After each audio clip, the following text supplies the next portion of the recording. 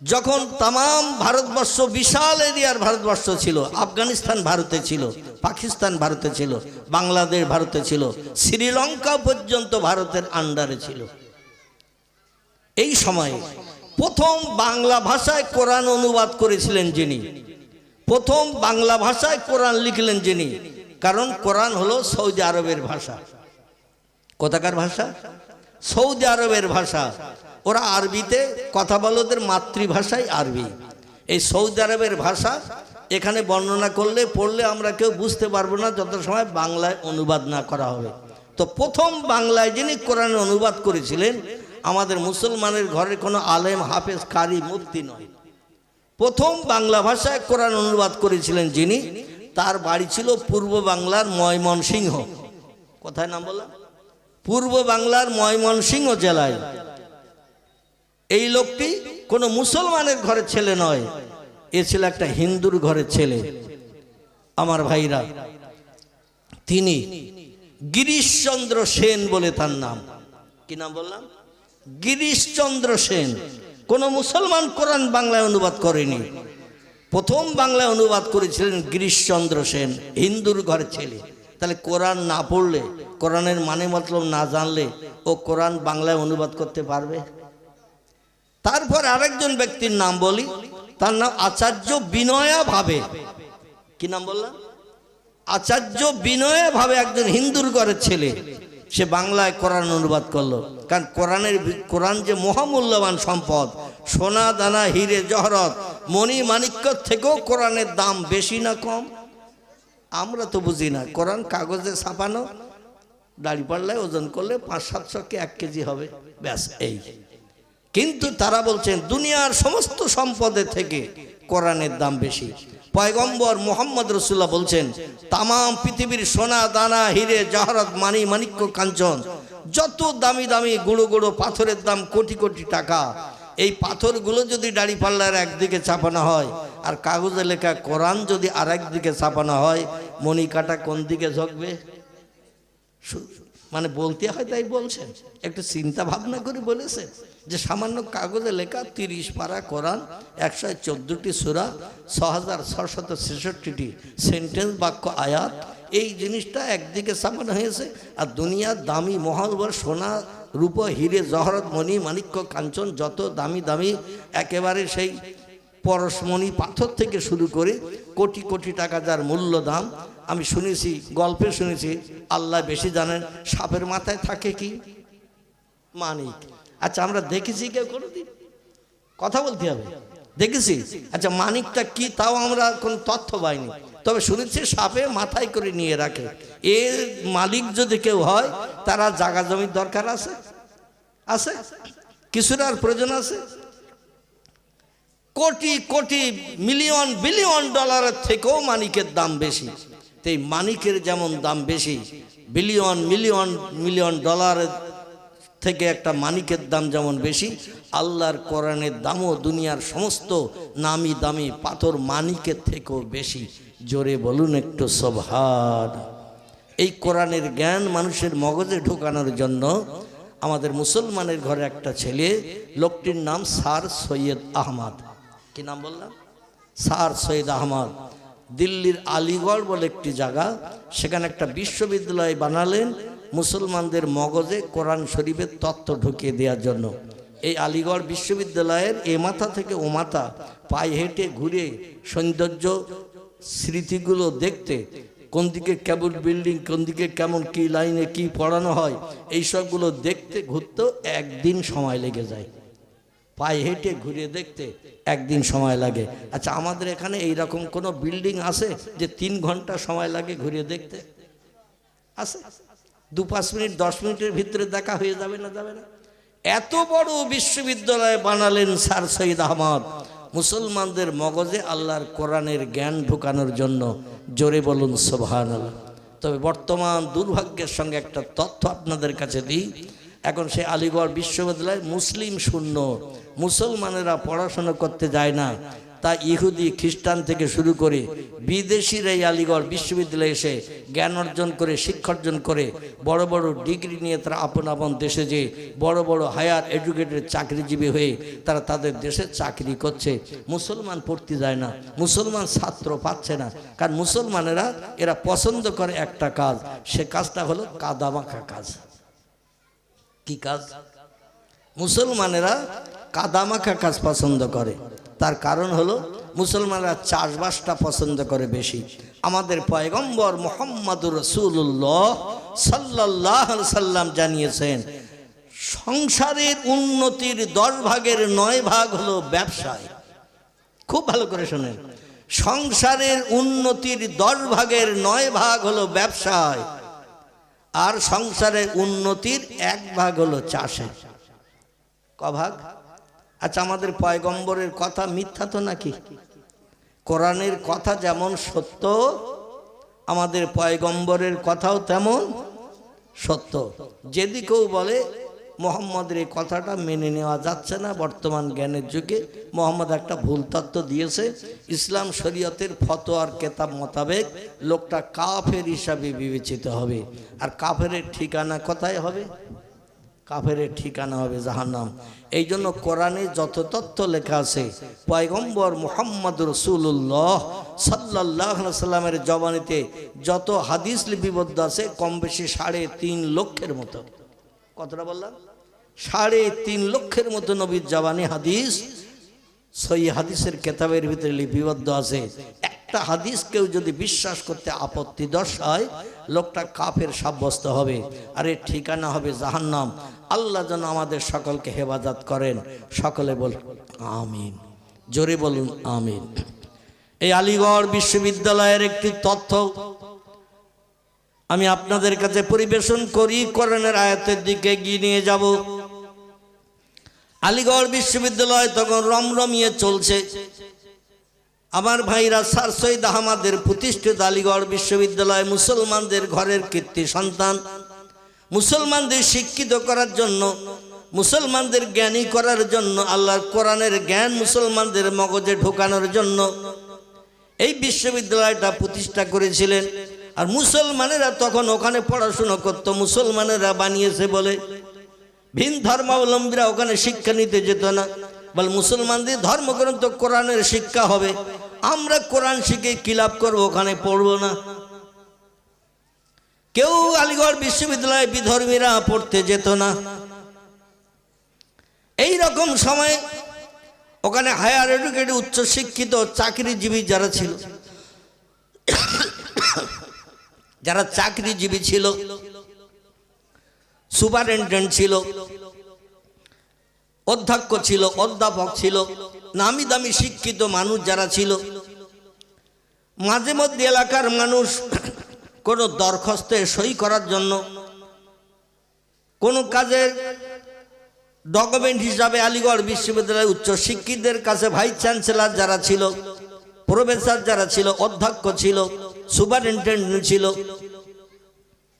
বিশ্ববিদ্যালয়ের head of the department, এনাদের কাছে অনেকে দরখাস্ত নিয়ে যেত, অনেকে কোনো জিনিস নিয়ে যেত, একটু সই করে দেন স্যার, অমুক অফিসে জমা দেব। আর বিশ্ববিদ্যালয়ের হেড অফ দি ডিপার্টমেন্ট যিনি প্রধান, এনার সই করা কাগজ কোনো জায়গায় জমা দিলে অন্য শিক্ষকেরা বা শিক্ষিত ব্যক্তিরা ওতে আর কোনো দ্বিধাদ্বন্দ্ব করতো না, সঙ্গে সঙ্গে সেটা অ্যাটেস্টেড করে দিয়ে দিত, যে উদ্দেশ্যে এসেছো সই করতে করে নিয়ে এসেছো, তোমার কাজ সফল হবে, কারণ তোমরা আসল জায়গা থেকে সই করে নিয়ে এসেছো। আর যিনি সই করতেন তিনি দেখে শুনে সই করতেন, যে কোনো বাজে কাগজে সই করতেন না।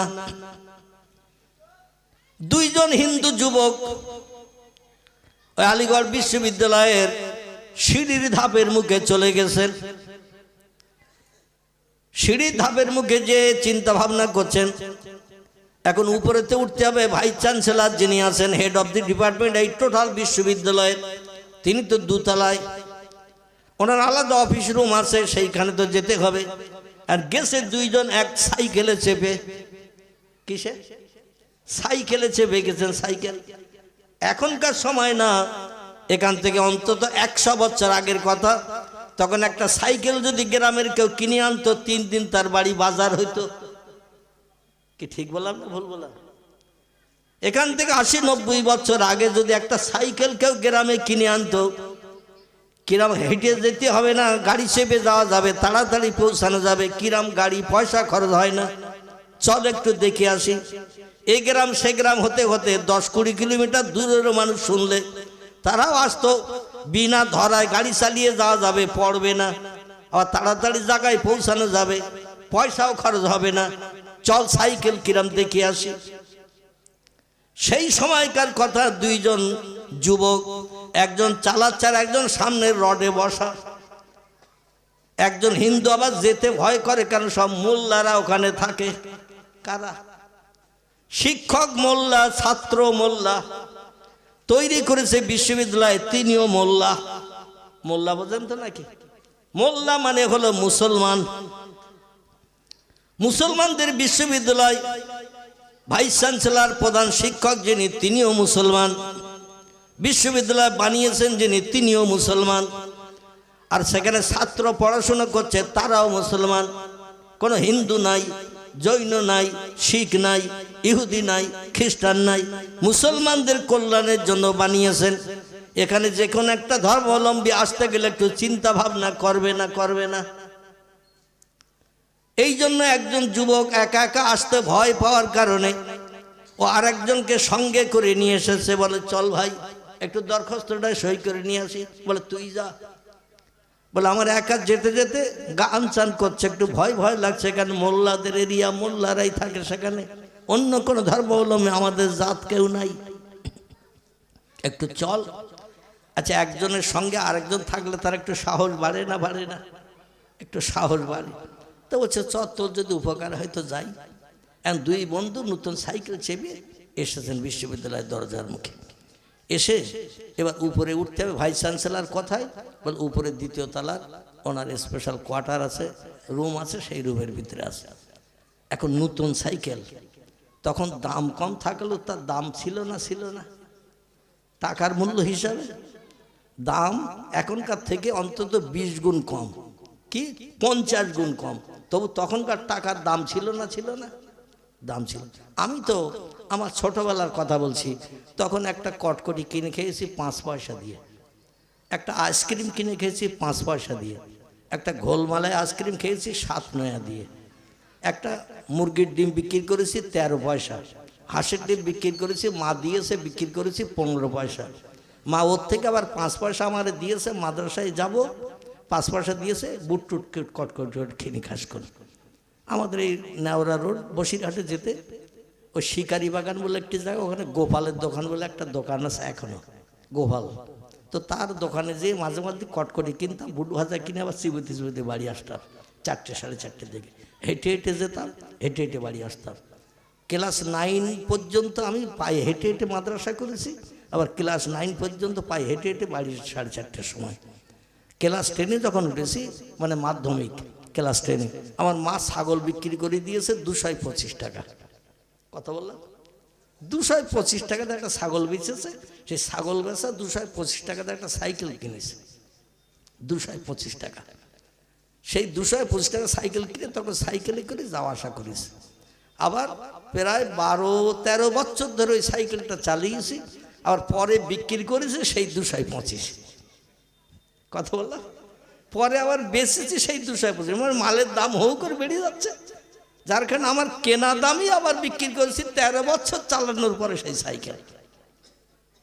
তো যাই হোক, তখন গুঁড়ো ওই জেটির ডিম, এই জেটির ডিমের মতো এরকম গুঁড়ো খাওয়ার থাকতো, 1 নয় 3টে করে দিত। কটা জেটির ডিম 1 নয় 3টে করে দিত। আমার এখনো মনে আছে। বড় বড় মাছ লজেন একটা 5 পয়সা একটা, এই ঠিক এই বড় বড় মাছ লজেন 5 পয়সা। তো যাই হোক, তখনকার সময় এখনকার সময়, এখন একটা কটকটি কিনতে গেলে অন্তত 2 টাকা লাগবে নাকি 5 টাকা। তাহলে তখন ছিল 5 পয়সা, এখন 5 টাকা। তাহলে দামের মূল্য কত বেড়ে গেছে। তখন 13 পয়সা ছিল একটা মুরগির ডিম, এখন হয়ে গেছে 7 টাকা। তাও ওদের দেশি মুরগির ডিম দেবে না, 7 টাকা পোলট্রির ডিম। ঠিক কি না? তাহলে কত গুণ বেড়েছে। সেই হিসাবে সাইকেলের দাম সেই সময় অনেক বেশি। তাই বন্ধু চিন্তা করছে এখানে সাইকেলটা পাঁচিলের রানার গায়ে সাইকেলটা রেখে সিঁড়ি দিয়ে যখন ভাইস চ্যান্সেলরের ঘরে যাব সই করতে, দরখাস্তের ঘরের ভিতরে যেহেতু স্যারের কাছে অনুরোধ করতে হবে, দরখাস্তটা দেখাতে হবে। আর উনি তো কানা না যে একটা দরখাস্ত দিলে উনি স্টাম্প বার করে স্টাম্প মেরে সই করে দেবে। জিনিসটাকে পড়বে তো নাকি? আমার জায়গা জমি লিখে নিচ্ছে, কী কী করছে একটু দেখবে না সে, কি কি বিষয়ে দিচ্ছে। তো সেখানে যদি 10 মিনিট 20 মিনিট সময় লাগে একটা স্টাম্প করে দরখাস্ত নিতে, ফিরে এসে আবার সাইকেলটা পাবো তো এই সময় লাগবে না? লাগবে না? একটা দরখাস্তের সই করে আনতে দ্বিতীয় তলার থেকে উপরের তলার থেকে সিঁড়ি ভেঙে আসতে হবে 18-20টা ধাপ ভেঙে। বর্তমান এখন যদি কেউ একটা সাইকেল মুদিখানার দোকানের পিলিয়ারের গায়ে কিংবা খুঁটির গায়ে রেখে যদি বলে দোকানদার সাইকেলটা দেখে আমি একটু মাছ কিনে এনেছি, বাড়ি একটু বড়া করবে, ডাল দিয়ে পচা চিংড়ি মাছ 100-3 কিনে এনেছি, বাড়ি একটু চিংড়ি মাছ দিয়ে আর ডাল দিয়ে বড়া করবে। তো দোকানদার বললো তুমি তো অন্তত তেল নেবে 200, তো আমার খুঁটির গায়ে সাইকেলটা রেখে যাও। এখন খুঁটির গায়ে সাইকেল রেখে গেছে, দোকানদারের বলিয়ে গেছে, চিংড়ি মাছের বাজারে যেয়ে দেখে চিংড়ি মাছওয়ালা যে বিক্রি করতে তারা সব ঘিরে দিয়ে আরও 5 জন বড়া টড়া করবে, আরও 5 জন মাছ নেবে, যার যেমন পয়সা সেই রকম মাছ নেবে। এখন মাছ কিনতে যে একটু সময় লেগে গেছে, এবার এসে বলছে এবার ডাল দাও 200, মুসুরির ডাল আর চিংড়ি মাছ একসঙ্গে বেটে বড়া করা হবে, আর তেল দাও 200। তো এসে বলছে ও আব্দুর রহমান ভাই আমার সে সাইকেল, বলে ওখানে রেখে গেলি। তা রেখে গেলাম কই? এদিক ওদিক তাকিয়ে দেখে সাইকেল আর নেই। অবশ্য আপনাদের নতুন হাটে এরম চোর একটাও নেই, আছে নাকি? এখানে নেই, তালপুকুর হাটেও নেই, আশেপাশে চৌমাথার হাটেও সাইকেল যদি সারা রাত সারাদিন থাকে তাও তো হাত টাত দেয় না কেউ। আল্লাহু আকবার। এখন যে মাল রাখতেছে সে যতটা চোখ না রাখে, যে চুরি করে তার থেকে বেশি চোখ রাখে কখন নিতে হবে না নিতে হবে। দোকানদার তেল মাপতে গেছে, কেড়ে তেল মাপতেছে, তেল তুলতেছে, আর সেই সময় সাইকেল আউট হয়ে গেল, হ্যাপি সাইকেল। মানে দোকানদারের নজর একটু আড়াল হলেই হলো। তো একজন বন্ধু আর একজন বন্ধুকে বলছেন কি চিন্তা ভাবনা করছিস? বলে চিন্তা ভাবনা করছি সাইকেলটা নতুন সাইকেল কিনে এনেছি, এই সাইকেলটা রেখে দ্বিতীয়তলায় উঠবো, ভাইস চ্যান্সেলরের ঘরে ঢুকবো, দরখাস্তে স্টাম্প মেরে সই করে নেব, ফিরে আসে আবার সাইকেলটা পাবো। তো যে বন্ধুকে সঙ্গে করে নিয়ে গিয়েছিল ওই বন্ধু একটু শিক্ষিত ছেলে, ও বলছে শোন চিন্তা করতে হবে না, ये मुस्लिम मोल्ला का जगह है, इस पर चोरी होने का कोई डर नहीं। जोरे बोलून सुभान। এটা মুসলমান মোল্লাদের জায়গা, এখানে কোনো জিনিস চুরি হওয়ার কোনো ভয় নেই। কারণ এখানে কোরআনের শিক্ষা দেয়া হয়, হাদিসের শিক্ষা দেয়া হয়, মানুষকে এখানে উত্তম মানুষ বানানো হয়। কারো মাল পড়ে থাকলেও কেউ হাত দেবে না, কারো টাকা পড়ে থাকলেও কেউ হাত দেবে না, আর যদিও বা হাত দেয় তুলে নিয়ে আসল জায়গায় জমা দেয়, যাতে মালের মালিক আবার পরবর্তীতে সেটা পেয়ে যায়। জোরে বলা যাবে না একটু সুবহান। ये मुस्लिम मोल्ला का जगह है, इस पर चोरी होने का कोई डर नहीं। হিন্দি ভাষায় বলছে এটা মুসলমান মোল্লাদের জায়গা, এখানে চুরি হওয়ার কোনো ভয় নাই। তুমি তালা দাও আর এমনি রাখো, যেমন রাখবে তেমন থাকবে, তোমার সাইকেলে কেউ হাত পর্যন্ত লাগাবে না। কারণ পরের জিনিস না বলে হাত দিলে সে চোর হিসাবে বিবেচিত হয়। এই জন্য তোমার জিনিসে কেউ হাত দেবে না, যদি হাত দেয় তুমি আসলে হাত দেবে, তোমারে বলিয়ে হাত দেবে। কেমন সাইকেল একটু দেখি, একটু চালিয়ে দেখি নতুন সাইকেল, কিন্তু মালিক না পাওয়া পর্যন্ত মুসলমানেরা কারো মালে হাত পর্যন্ত দেবে না। আচ্ছা সেই মুসলমান আমরা এখন আসি তো নাকি? কথা বলেন, সেই মুসলমান আমরা এখন আর নাই। এই মুসলমান না থাকার কারণে 7.5 বছরের রাজত্ব একটানা মুসলমানের পর মুসলমান, মুসলমানের পর মুসলমান, কোনো হিন্দু, কোনো জৈন, কোনো শিখ, কোনো ইহুদি, কোনো খ্রিস্টান, কোনো কোল, কোনো ভিল, কোনো নাগা, কোনো খাসা, কোনো মুন্ডা, কোনো আর্য, কোনো অনার্য, কোনো আদিবাসী, কারো বাবার ক্ষমতা হয়নি মোল্লাদের সরিয়ে দিয়ে রাজসিংহাসনে বসে দেশের জনগণের সুখ সমৃদ্ধি দান করা। এটা কারো জন্য সম্ভব হয়নি, কারণ প্রত্যেকটি ধর্মাবলম্বী জানতো মুসলমানেরা চুরি করে না, মুসলমানেরা মিথ্যা কথা বলে না, মুসলমানেরা কারো গালে অন্যায়ভাবে চড় মারে না, মুসলমানেরা কারো অর্থ আত্মসাৎ করে না। এই জন্য যারাই রাজত্ব চালাচ্ছে তারাই সঠিক। অন্য ব্যক্তি রাজসিংহাসনে বসলে দেশে অরাজকতা শুরু হবে। জোরে বলুন একটু আমিন, আর একটু জোরে বলুন আমিন। আমার আল্লাহ এই জন্য বলছেন ইন্নাহু লাকুরআনুন কারীম, এটা হলো আমার পাঠানো সেই কোরআন, যে কোরআনের ভিতরে দয়া, দাক্ষিণ্য, করুণা, রহমত তোমাদের জন্য আমি আল্লাহ পরিপূর্ণতা দান করে তোমাদের ঘরে পাঠিয়েছি। আমার দয়া, রহমত, করুণা, বরকত, রহমত যা কিছু আছে আমি কোরআনের ভিতরে সব ঢুকিয়ে দিয়ে তোমাদের ঘরে পৌঁছে দিয়েছি। আমার কোরআন যদি মান্যতা দিয়ে চলো, কোরআন যদি তোমরা মেনে চলো, ফালা আলাইকা, আর কোনো জিনিসের প্রয়োজন তোমাদের হবে না। মা ফাতাকা মেনহু, কোরআন তোমাদের জন্য যথেষ্ট। চিল্লায়ে বলুন একটু সুবহানাল্লাহ, নারায়ে তাকবীর। আচ্ছা, আমরা বাস্তবে প্রমাণ করে দেখেছি। আল্লাহ তো বললেন আমার কোরআনের ভিতরে আমি পরিপূর্ণতা দিয়ে দয়া, দাক্ষিণ্য, রহমত, করুণা, বরকত যা কিছু আমার আছে সব কোরআনের ভিতরে ভরিয়ে দিয়ে তোমাদের ঘরে পাঠিয়েছি। আমরা কেউ কোনোদিন প্রমাণ করেছি? আল্লাহ বলছেন ও বান্দারা, বাস্তব জীবনে কোরআনের তথ্যগুলো যদি তোমরা তোমাদের জীবনের সঙ্গে প্রতিফলিত করতে চাও, তবে আমার কোরআনের কিছু আইন কানুন তোমরা আগে শুনে নাও। খুব ভালো করে শুনে নেবে। আমার কোরআনের কিছু আইন কানুন তোমরা ভালো করে শুনে নাও। আল্লাহ বলছেন ও বান্দারা তোমরা শোনো, লা ইয়ামাসসুহু ইল্লাল মুত্তাহারুন, কোরআনের থেকে যদি কোনো বিপদ মুসিবতের সমস্যায়, রোগের সই অভাবে যদি কিছু সাহায্য পেতে চাও, আমার কোরআনের মাধ্যম দিয়ে যদি তোমরা সমস্যার সমাধান পেতে চাও, দুনিয়ায় সুখী জীবন গঠন করতে চাও, তাহলে কিছু তথ্য শোনো। তথ্য কি? আল্লাহ বলছেন লা ইয়ামাসসুহু ইল্লাল মুত্তাহারুন, অত সময় পর্যন্ত আমার কোরআনে তোমরা হাত দেবে না, আমার কোরআনের থেকে জ্ঞান অর্জন করতে যাবে না, কোরআনের থেকে ঔষধ কালেকশন করতে যাবে না, কোরআনের থেকে সমস্যার সমাধানের জিনিস বার করতে যাবে না, যত সময় না পর্যন্ত তোমরা পবিত্রতা অবলম্বন করবে।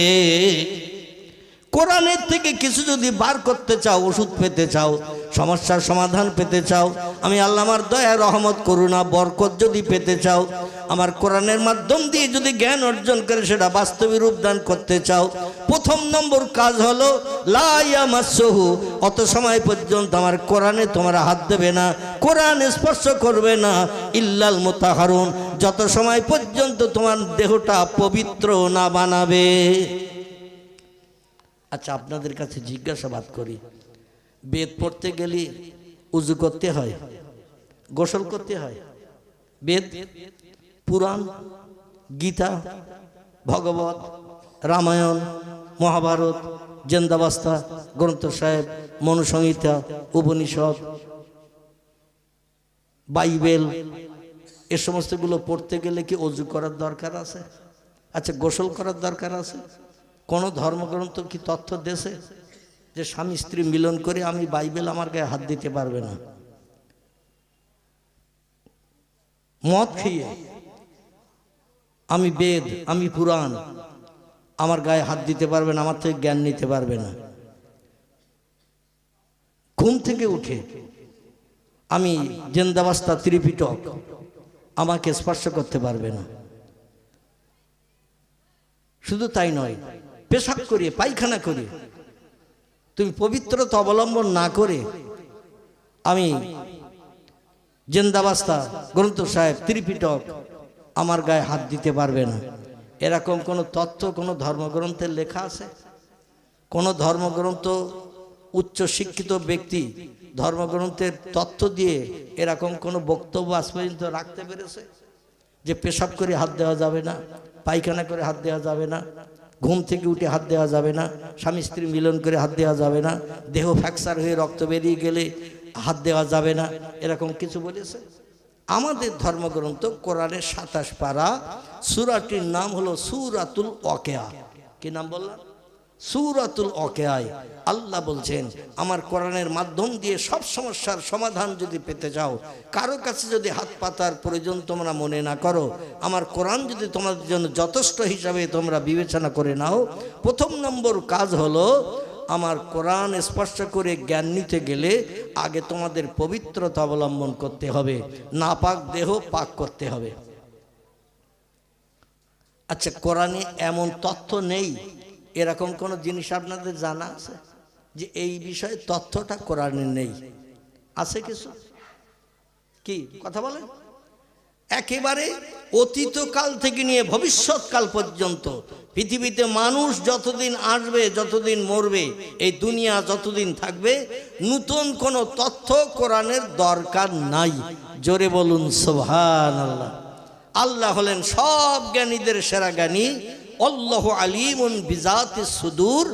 আল্লাহ বলছেন, আমি বান্দার অন্তরের গোপন খবরও রাখি, এবং আমি আল্লাহ আমার মতো জ্ঞানী আর কেউ নেই। ওমা উতীতুম মিনাল ইলমি ইল্লা কালিলা।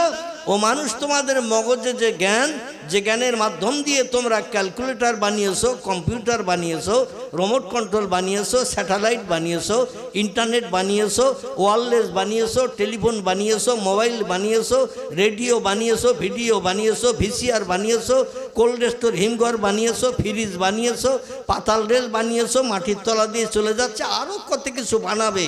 তাই বলে তোমরা যেন ধারণা করিও না আমার জ্ঞানের থেকে তোমাদের জ্ঞান বেশি। আল্লাহ বলছেন, তোমাদের মগজের জ্ঞান হলো আমি আল্লাহ আমার জ্ঞানের কাছে সামান্যতম, ইল্লা কালিলা, সামান্যতম একটুখানি জ্ঞান তোমাদের মগজে দিছি। আমি আল্লাহ হলাম অসীম জ্ঞানরাশির মালিক, তোমাদের জ্ঞান আমার জ্ঞানের কাছে সসীম সীমিত জ্ঞান, একটুখানি জ্ঞান। এই একটুখানি জ্ঞান নিয়ে আমার সঙ্গে যেন পাল্লা দিতে এসো না, পাগল হয়ে মরে যাবে। জোরে বলুন সুবহানাল্লাহ। আমার কোরআন ভবিষ্যৎকালের মানুষের জন্য যথেষ্ট, নতুন কোনো তত্ত্ব ঢুকানোর দরকার হবে না। তবে শোনো, এই কোরআনের জ্ঞান নিয়ে যদি পৃথিবীতে সেরা জ্ঞানী হতে চাও, আল্লাহ বলছেন লা ইয়ামাসসুহু ইল্লাল মুতাহহারুন, আগে পবিত্রতা অবলম্বন করো, নাপাক দেহে কোরআন হাত দিও না। নাপাক দেহে কোরআনে হাত দিলে তুমি কাফির হিসাবে বিবেচিত হবে। একটি ফতোয়া আপনাদের কাছে বলি, দুটি কাজ করলে মুসলমান সঙ্গে সঙ্গে কাফের হয়ে যায়। কটা? দুটি কাজ করলে মুসলমান সঙ্গে সঙ্গে কাফের হয়ে যায়, ও আর মুসলমান থাকে না। ওকে তওবা পড়তে হবে, কলেমায় রদ্দে খবর পড়তে হবে জনগণের সামনে, এবং অঙ্গীকার করতে হবে যা ভুল করেছি জীবনে যতদিন বাঁচবো এই ভুল আর করব না, এই ওয়াদা করে তওবা পড়তে হবে, কলেমায় রদ্দে খবর পড়তে হবে। যদি না পড়ে লোকটা মারা যায়, ওর জানাজা নামাজ পড়ারও দরকার নাই, এমনি এমনি কবরে পুঁতে দেওয়া ভালো হবে। কারণ ইসলাম শরীয়তে লোকটা মুসলমান নয়, আর মুসলমান যে না হবে তার জানাজা পড়ারও কোনো দরকার নাই।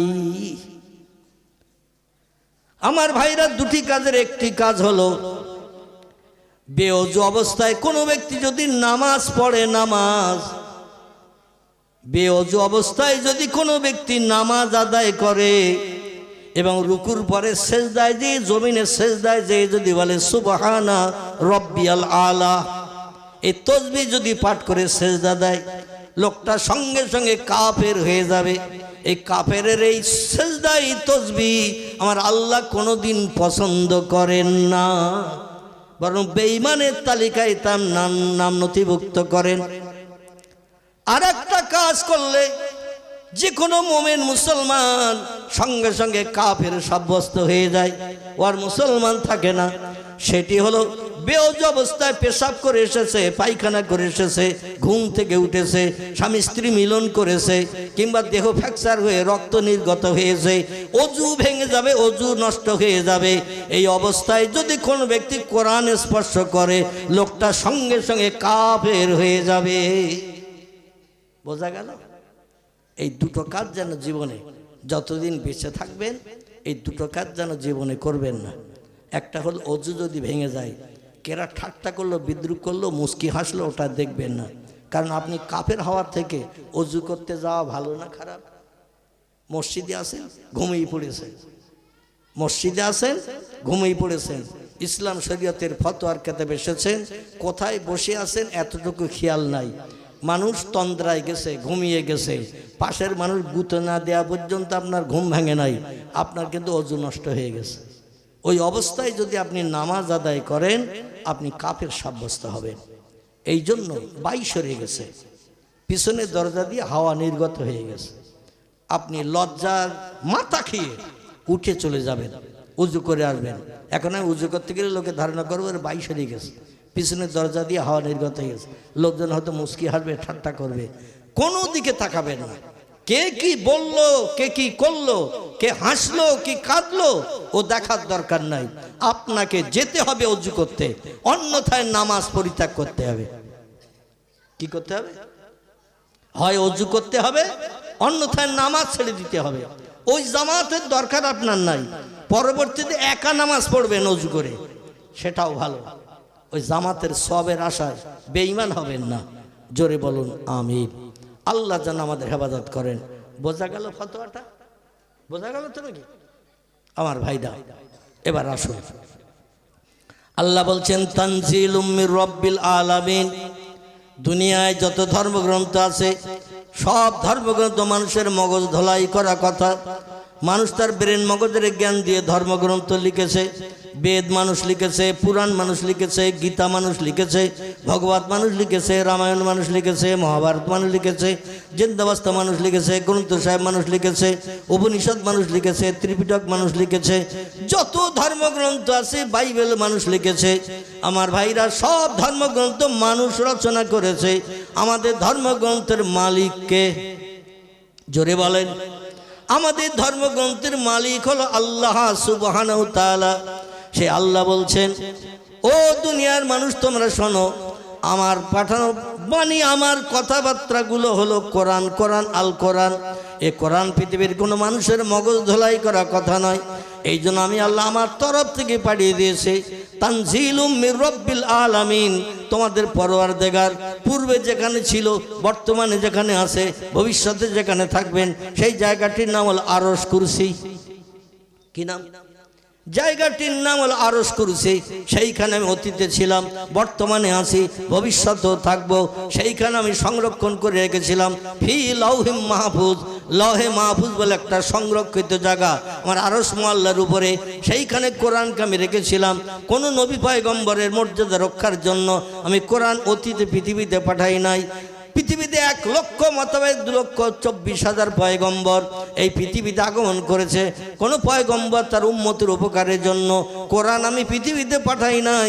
আমি আল্লাহ পাক পয়গম্বরদের ভিতরে সেরা করেছি যাকে, তার নাম হলো মুহাম্মদ রাসূলুল্লাহ।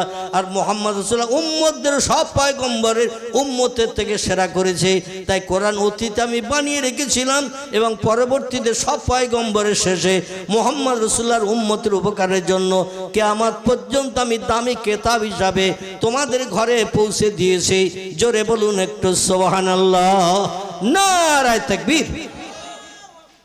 এবার একটা প্রশ্ন আপনাদের কাছে করি, কোনো মানুষ যদি মারা যায়, যেমন আমাদের গ্রামের একটি ছেলে শাহজাহান বলে তার নাম, কি নাম বললাম? শাহজাহান, শেখপাড়ায় বাড়ি, আমাদের নেওয়ারা আস্তানা শাহ সুবি রমজান আলী রহমতুল্লাহ মজারের কাছে তার বাড়ি। আমাদের নেওয়ার একজন আল্লাহর ওলি ব্যক্তির কবর আছে, তার নাম শাহ সুবি রমজান আলী রহমতুল্লাহ আলীহে। এনারই কবরের পাশাপাশি বাড়ি। ভেলুড়ে গিয়েছিল ট্রিটমেন্ট হতে, সেখানেই মারা গেছে। বাই ফ্লাইটে এরোপ্লেনে করে ফিরে এসেছে, মাগরিবের নামাজ বাদ তার জানাজা নামাজ হয়েছে। যাই হোক, এইরকম একটা মানুষ যদি মারা যায়, আর পৃথিবীর কোনো দেশের থেকে যদি কেউ খবর নিয়ে আসে যে মরা মানুষ জেন্দা করে দেবে, 20,000, 50,000, 1 লাখ, 2 লাখ টাকা দিলে মরা মানুষ জেন্দা করে দেবে, সম্ভবত আমার থেকে তার বয়স অন্তত 10-12 বছর কম।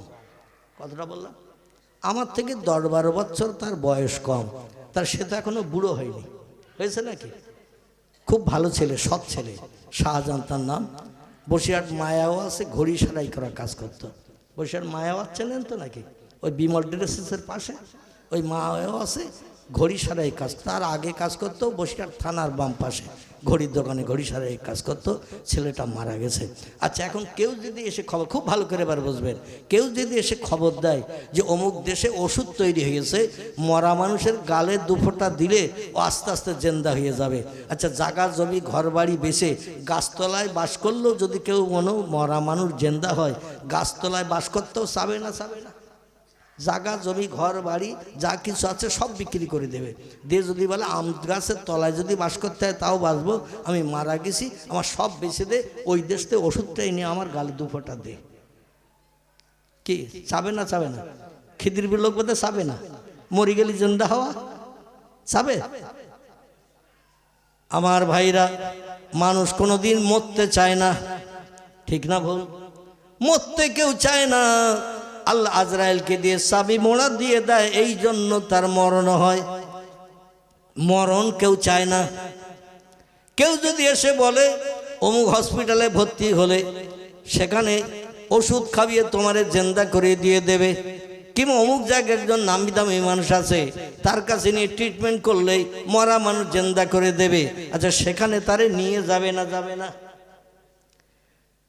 দুনিয়ার কোন দেশের বিজ্ঞানীরা, দার্শনিকেরা, ইঞ্জিনিয়ারেরা, ডাক্তারেরা, মাস্টারেরা, যত উচ্চশিক্ষিত হাকিম, উকিল, জজ, ব্যারিস্টার, এমনকি FCS London first class, first gold medallist, এমন করে বিদেশ থেকে, ইংল্যান্ড থেকে ফার্স্ট ক্লাস ডিগ্রি নিয়ে গোল্ড মেডালের স্বর্ণপদক নিয়ে ডাক্তার এসেছে, ওই ডাক্তার দেখারই মরা মানুষ জেন্দা করবে, মানুষ সেখানে তারে নিয়ে যাবে না, যাবে না? কিন্তু পারবে কেউ? কোন মরা মানুষকে জিন্দা করতে কেউ পারবে? কোরআন বলছে যেটা মানুষের পক্ষে সম্ভব নয়, আমি কোরআন আমার পক্ষে সেটা সম্ভব। জোরে বলা যাবে না? একটু আর একটু জোরে বলা যাবে না? নারায়ে তাকবীর। কোরআন বলছে মানুষের পক্ষে যেটা সম্ভব নয়, আমি কোরআন আমার পক্ষে সেটা সম্ভব। যদি বলেন হোয়াট ইজ দ্য ডকুমেন্ট, আমি গোটা কয়েক তথ্য দেই, তবে এই সব তথ্যের সংশোধন করা, সব তথ্যের পরিবেশন করা হয়তো সম্ভব হবে না, পরবর্তী বক্তা ইতিমধ্যে এসে যাবে হয়তো ইনশাল্লাহ, তবে যতটা পারি আমি আপনাদের কাছে তথ্য পরিবেশন করি। দেখতে দেখতে 1.5 ঘন্টার প্রায় কাছাকাছি হতে গেল। সূর্যকে যদি পৃথিবীর কোন দেশের বিজ্ঞানীদের, দার্শনিকদের, রাষ্ট্রনেতাদের বলা হয় পূর্ব থেকে উদয় করে পশ্চিমে প্রতিদিন যায়, কোন দেশের বিজ্ঞানীদের, দার্শনিকদের, ইঞ্জিনিয়ারদের, প্রধানমন্ত্রী, মুখ্যমন্ত্রী বা রাষ্ট্রনেতা, যাদের পাওয়ার হাই পাওয়ার, এদের যদি বলা হয় সূর্য পশ্চিমে উদয় করো, পূর্বে অস্তমিত করো, আজ পর্যন্ত কেউ পেরেছে? ভবিষ্যতে পারবে? দুনিয়ার কোন দেশের বিজ্ঞানীদের, দার্শনিকদের, ইঞ্জিনিয়ারদের, ডাক্তারদের, মাস্টারদের যদি বলা হয়, উচ্চ শিক্ষিতদের, ব্যারিস্টারকে, হাকিমকে, জজকে, উকিলকে যদি বলা হয় রাতের বেলা দিন করো, দিনের বেলা রাত করো, পারবে কেউ? আর বেশি তথ্য আজ আর দেব না, কারণ আমি শেষ পর্যন্ত যেতে পারবো না। তবে 3টে তথ্য আপনাদের কাছে দিলাম। কটা? 3টে। একটা হলো মরাকে জিন্দা করতে কেউ পারবে না, রাতকে দিন করতে কেউ পারবে, দিনকে রাত করতে কেউ পারবে, সূর্যকে পশ্চিমে উদয় করে পূর্ব দিকে কেউ ডুবাতে পারবে, উত্তরে উদয় করে দক্ষিণে কেউ ডুবাতে পারবে? পারবে না। এই 3টি তত্ত্ব কোরআন বলছি, ও পৃথিবীর মানুষ, যেটা মানুষের পক্ষে সম্ভব নয় সেটা আমার পক্ষে সম্ভব। তাহলে কোরআনের দাম আছে না নাই? তবে এখন নাই। ঠিক বললাম না ভুল বললাম? এখন নাই। এই জন্য বললাম আমরা তো কোরআনকে নিয়ে একটু যাচাই করি নাই। করেছি? কোন সমস্যায় বিপদে পড়লে যাই মেম্বারের কাছে, যাই প্রধানের কাছে, যাই MLA-র কাছে, যাই থানার ওসির কাছে, যাই বন্ধুর কাছে, তাদের কাছে যে সমস্যা জানাই, সমস্যা যে কোরআন সমাধান করে দিতে পারে এটা কোনদিন কোরআনের কাছে হাত পেতেছি? কোরআন ঘরের সামসেটের কোনায় রাখা আছে, মসজিদের আলমারিতে রাখা আছে, কোরআন মাদ্রাসায় রাখা রয়েছে, ওই পর্যন্তই যথেষ্ট। একটা বই পুস্তক যদি কোনো জায়গায় 2-1 বছর 3 বছর রাখা হয়, ওতে উই পোকা লাগবে না লাগবে না? কথা বলেন। মাকড়সার জালে অ্যাটাচ করবে না করবে না? আসলে 2-3 বছর 5 বছর 7 বছর রেখেছি, ওতে তো হাত লাগাতে পারেনি, কোনো সমস্যা তারে পেড়ে নিয়ে একটু জানাতে পারেনি, যার কারণে কোরআন আমাদের কাছে আজ অমূলক হিসাবে বিবেচিত।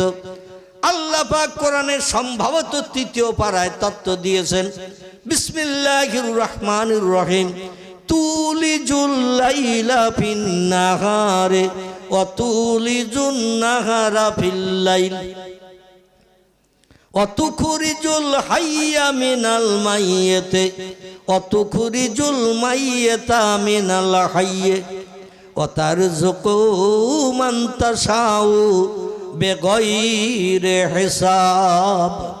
জোরে বলুন একটু আল্লাহু আকবার, আর একটু জোরে বলুন আল্লাহু আকবার। আল্লাহ এখানে এই আয়াতে 2টি তত্ত্ব দিয়েছেন। আমি কটা তত্ত্ব বলেছি আপনাদের কাছে? 3টে। এই আয়াতের ভিতরে 2টি আছে। আসলে এই 2টি নিয়ে একটু আলোচনায় যাই। যদি বক্তা আসতে লেট করে তাহলে 3 নম্বরে যাব, অসুবিধা নেই তো। তো এছাড়াও আরও জলসা আছে খিদিরপুরে, এখনও আরও 2টো প্রোগ্রাম, 3টে প্রোগ্রাম আছে। এই জলপার এখানে বোধহয় আরেকটা প্রোগ্রাম আছে, এবং মির্জাপাড়া মসজিদে একটা আছে, যেটা মক্তব ছিল মসজিদ হেজ, ওখানে আছে। আর আমাদের মহল্লার মসজিদের একটা বাৎসরিক জলসা আছে না। আল্লাহ যদি হায়াতে বাঁচিয়ে রাখেন, এই 3 জায়গায় একটু আমার তথ্য নক করে দেবেন, তাহলে আমি তথ্য পরিবেশন করে আপনাদের মগজ সাফ করার চেষ্টা করব সাবান দিয়ে। জোরে বলুন একটু আমিন। আল্লাহ বলছেন, তুলিজুল লাইলা ফিন নাহার, আমি রাতের বেলা দিন করি, দিনের বেলা রাত করি। আমার দেয়া তত্ত্বের ভিতরে একটা এসেছে না আসেনি? আল্লাহ বলছেন রাতের বেলা দিন করি, দিনের বেলা রাত করি। তাহলে আল্লাহ কথাটা মিথ্যা বলেছে তো নাকি? কথা বলেন। কোরআনের শুরুতে আল্লাহ বলছেন, যালিকাল কিতাবুল লা রাইবা ফীহ, আমার কোরআনের ভিতরে যত বিষয়ে তথ্য পরিবেশন করা হয়েছে, লা রাইবা ফীহ, কোনো তত্ত্বের ভিতরে শকসভা সন্দেহ নাই, কোনো মিথ্যা নাই, ভুল নাই। It is true fact. কোরআনের সব কথাগুলো সত্য। চিল্লায়ে বলুন আল্লাহু আকবার। আল্লাহ তথ্য বর্ণনা করার আগেই প্রথমে ইন্ট্রোডাকশন, সূচনা, ভূমিকায় জানিয়ে দিয়ে দিলেন, অনেক তথ্য তোমাদের মগজের সঙ্গে অ্যাডজাস্ট হবে না, মিল হবে না, তাই বলে যেন ধারণা করেন আল্লাহ ভুলভাল বলেছে, ভুল তথ্য দিয়েছে। এই জন্য প্রথমে কোরআন বর্ণনা করার আগেই আমি বলে দিলাম, আমার কোরআনে যত বিষয়ে তথ্য পরিবেশন করা আছে, লা রাইবা ফীহ, কোনো তথ্যের ভিতরে শকসভা সন্দেহ নাই, মিথ্যা নাই, ভুল নাই, কোনো বাজে কথা একটাও লেখা নাই, যা আছে সব ট্রু ফ্যাক্ট, সত্য। তাহলে 3টির একটা চলে গেল। রাতের বেলা দিন, দিনের বেলা রাত করতে পারেন কে? আল্লাহ। এখন সেটা বাস্তবে আমি প্রমাণ না দিলে তো আপনাদের মগজে দুশ্চিন্তা ঢুকে থাকবে, ঠিক না ভুল? হুজুর বললেন যে আল্লাহ পারেন, কিন্তু প্রমাণটা তো দেখালেন না, কি ঠিক না ভুল? আচ্ছা, এই প্রমাণটা দেখাবো। এই আয়াতে আল্লাহ আরেকটা তত্ত্ব দিয়েছেন, অতুখরিজুল হাইয়া মিনাল মাইয়িতি অতুখরিজুল মাইয়াতা মিনাল হাইয়্যি ওয়া তারযুকু মান তাশাউ বিগাইরি হিসাব। চিল্লায়ে বলুন একটু আল্লাহু আকবার। আল্লাহ এই আয়াতে আরো একটা তথ্য দিলেন, রিজিক রুজির মালিক আমি আল্লাহ, আমার দেওয়া খাবার এক দানা বাড়তি কেউ খেতে পারে না। আমি যেটা বান্দা সৃষ্টির জন্য বরাদ্দ করি সেটাই তার নসিবে জোটে। আমি আল্লাহ যেটা বরাদ্দ করি না, হাজার চেষ্টা করলেও তার নসিবে সেটা জুটবে না। জোরে বলুন একটু সুবহানাল্লাহ।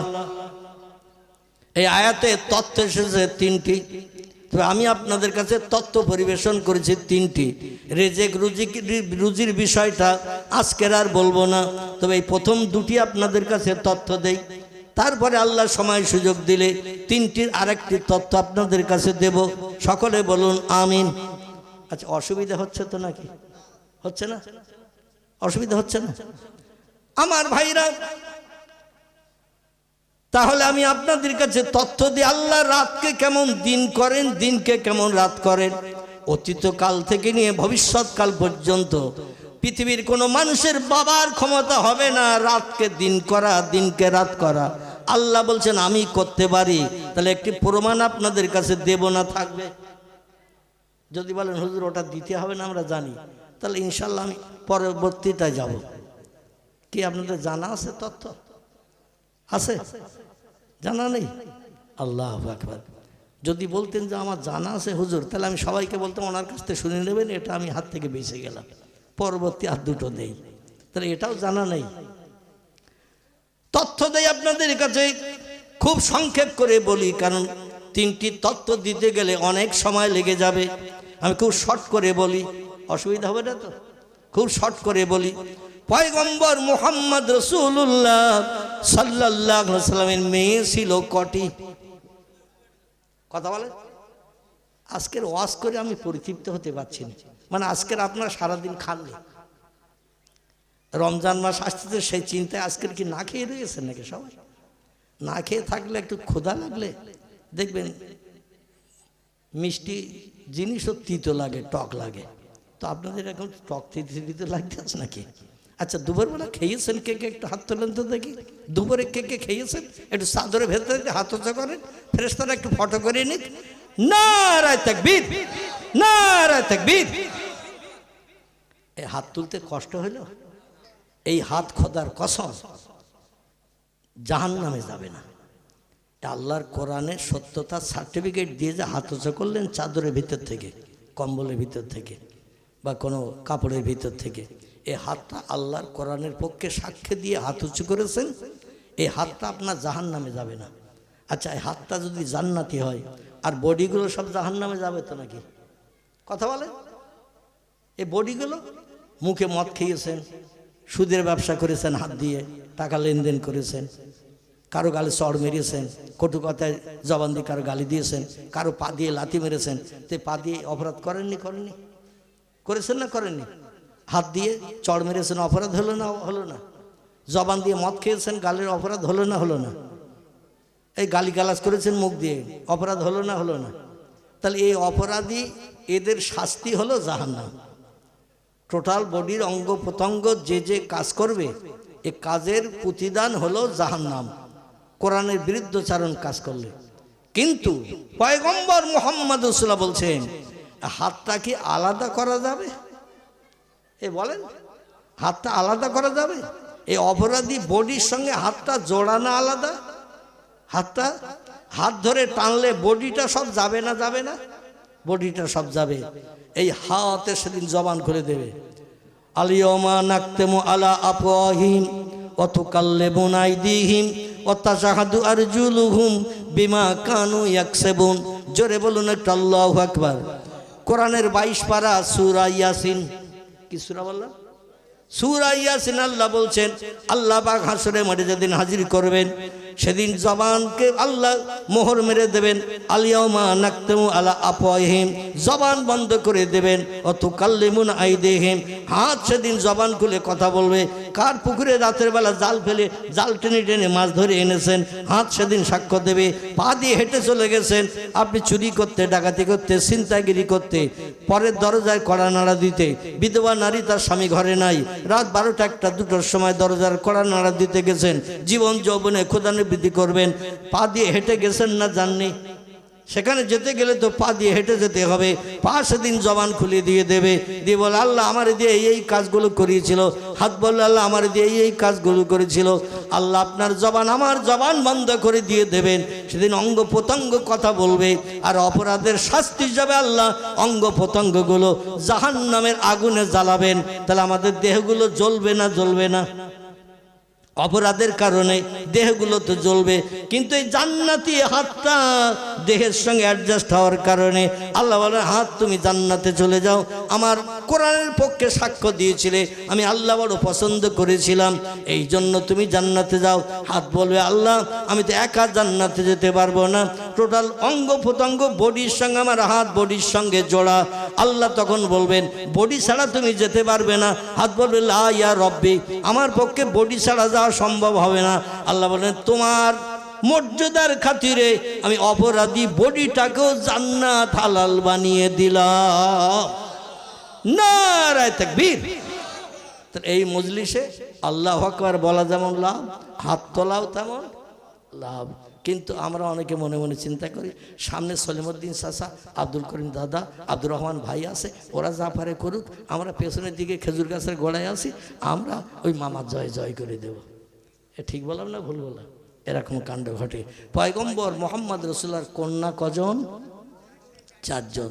আল্লাহ আকবার। এইবার একটু জবান সরিয়েছে, আওয়াজটা বেশ আমার কান পর্যন্ত এসেছে। এত সময় এরকম জোরের আওয়াজ আসেনি। আল্লাহু আকবার। 4 জন। এই 4 জন কন্যাদের ভিতরে সব থেকে কনিষ্ঠ ছোট কন্যাটি কে ছিল? আলহামদুলিল্লাহ। ওয়াজ শুনে শুনে, বই না পড়লো, ওয়াজ শুনে শুনে অনেক জিনিস মুখস্থ করা যায়, ঠিক না ভুল? মুখস্থ করা যায়। এই ফাতেমাতুজ জহরা রাদিয়াল্লাহু আনহার সঙ্গে হযরতে আলী মুর্তজা রাদিয়াল্লাহু আনহু বিশ্ব নবীর 4 জন প্রিয় সাহাবীর ভিতরে একজন। রসুলের কাছের মানুষ ছিল 4 জন। কজন? 4 জন। আবু বকর, ওমর, ওসমান, আলী মুর্তজা রাদিয়াল্লাহু আনহু, এই 4 জন ছিল। এই 4 জনের একজনের নাম হযরতে আলী। পয়গম্বর মুহাম্মদ রাসূলুল্লাহ আল্লাহর পছন্দটাকে বাস্তবে রূপদান করতে যে আলীর সঙ্গে ফাতেমার বিয়ে দিয়েছিল। খুব ভালো করে শুনেন, খুব সংক্ষেপ করে বলছি। হযরতে আলীর চাল ছিল না, চুলো ছিল না, জায়গা ছিল না, জমি ছিল না, ব্যবসা ছিল না, কিছুই ছিল না। পয়গম্বরের বিবি হযরতে মাইশাতুল হুমায়রার উনানে যেদিন হাঁড়ি উঠত, সেদিন আলীর নসিবে কিছু জুটত। আলী 24 ঘন্টা পয়গম্বরের পাশে পাশে থাকার চেষ্টা করত। জোরে বলুন একটু সুবহানাল্লাহ। পয়গম্বর বিবিদের নিয়ে যখন ঘরের ভিতরে যেতেন, আলীর তখন বিয়ে হয়নি, আলী দরজার সামনে বাইরে থাকতেন। মানে নবী যখন যেখানে যায় আলী সঙ্গী হয়ে যায়, লেজের মতো জুড়ে জুড়ে পয়গম্বরের সঙ্গে থাকতেন। জোরে বলুন সুবহানাল্লাহ। এই আলীর সঙ্গে বিয়ে হয়ে গেল ফাতেমার। বিশ্বনবী মোহাম্মদ রাসূলুল্লাহ আলীর জন্য একটা ভাড়া ঘর ঠিক করে দিলেন, কারণ আলীর কোনো বসত বাড়ি ছিল না।